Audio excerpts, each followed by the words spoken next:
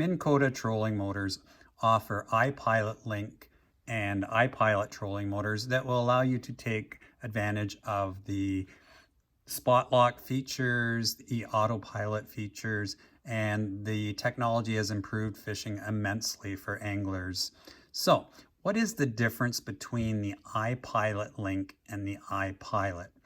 Well, if I hit my power button, now this menu will only come up if I have an iPilot Link trolling motor and the iPilot Link trolling motor is deployed, which means it's down and in the water. You won't get this menu if it's not down, so just be aware of that. Now, from here, I can actually run my trolling motor and I can steer it to the right with this button. I can steer it to the left here, or I can plus to increase the prop speed. Now the prop has to be turned on from here. So I would just click on that and then basically just go down to it. And then I could turn the trolling motor on, but I'm not going to do that since I'm in the garage.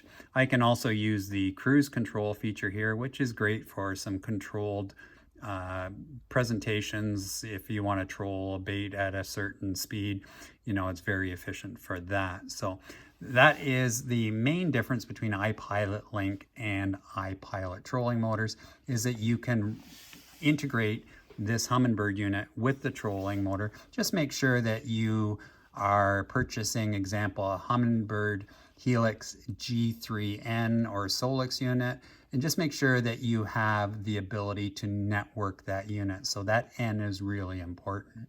The iPilot Link will also give you features such as follow the contour, which will allow you to, for example, a 30-foot contour, if that's where the fish are holding, you can follow along that. And that's a feature that you can use as long as you have a Lake Master chip or you make your own auto chart map. It will not work with other chips. Another iPilot Link feature is circle mode. And circle mode will allow you to go in a clockwise or counterclockwise circle, and you can vary the radius. And sometimes you can move around a waypoint and just fish around it and cover water efficiently that way.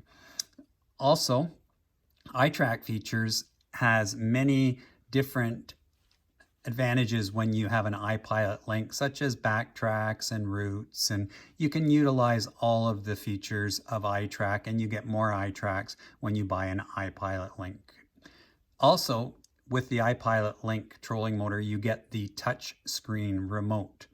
The final big difference that will help those of you with Mega 360s is that you can use the iPilot Link heading sensor and you can save waypoints on the Mega 360. You can't do that with just an iPilot trolling motor.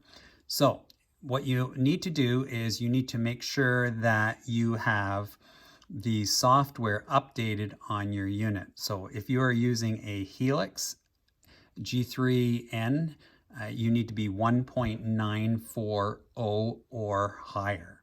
If you're using a Solix, you need to be 3.400 or higher. You also need to do your remote software at 2.050 and the link controller at 1.270 or higher.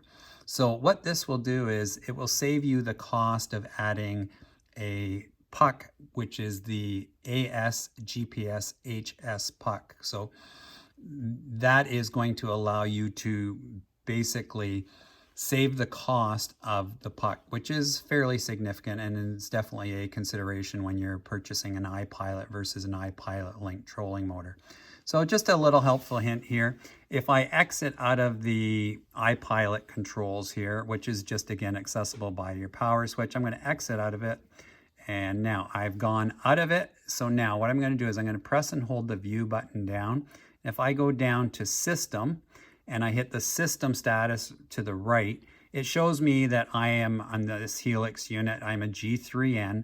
I'm at 2.110, which is higher than the 1.940 required. So I am good there, but I also want to just check my iPilot setup. So I'm going to exit out of that and I'm going to go back to my view button, hold it down and go back into system.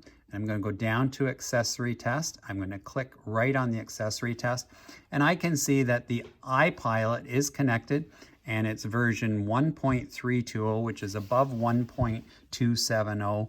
So I am good to go, and now I can take my waypoints and save them on my Mega 360. A lot of people don't understand that, and there's a lot of confusion between the ASGPS HS puck and the heading sensor. So hopefully that clarifies any confusion, and now you know the differences between an iPilot Link trolling motor from Minn Kota and an iPilot trolling motor when you go to make your purchase. Hopefully this helps, as it's a question that's often asked from people that are looking at buying trolling motors. Take care and bye for now.